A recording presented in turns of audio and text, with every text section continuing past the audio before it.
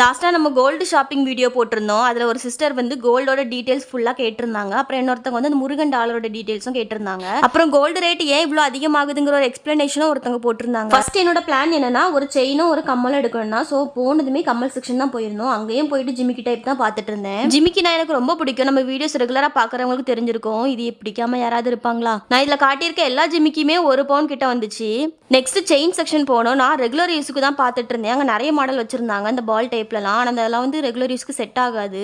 So வந்துட்டு நான் பிளெயினாக ஒரு செயின் எடுத்தேன். அப்புறம் நான் எடுத்த செயினுக்கு டாலர் பார்த்துட்டு இருந்தோம். நிறைய டைப் காமிச்சாங்க. அந்த முருகன் டாலர் வந்து எனக்கு ரொம்ப பிடிச்சிருந்துச்சு. ஒன்று 2 கிராம். பட் என்னாச்சுன்னா என்னோட செயினுக்கு வந்து அது செட் ஆகலை. ஸோ ஒரு பிள்ளையார் டாலர் இருந்துச்சு, அதுதான் எடுத்தேன். அதுவுமே 2 கிராம் தான். செயினும் டாலரும் சேர்த்தே 1.5 பவுன் வந்துச்சு. அதனால கம்மல் எடுக்க வந்து கொஞ்சம் பைசா இல்லை. அதனால அதை நெக்ஸ்ட் டைம் பார்த்துக்கலாம்னு சொல்லிட்டு எடுத்து வச்ச கம்மலை கொடுத்துட்டு செயினை மட்டும் வாங்கிட்டு வந்துட்டோம். இந்த வீடியோ உங்களுக்கு யூஸ்ஃபுல்லாக இருக்கும்னு நினைக்கிறேன். இந்த மாதிரி நிறைய வீடியோஸ் பார்க்குறதுக்கு மறக்காம நம்ம சேனலை சப்ஸ்கிரைப் பண்ணிருங்க. இன்னொரு மினி விலாகில் மீட் பண்ணலாம். பாய்.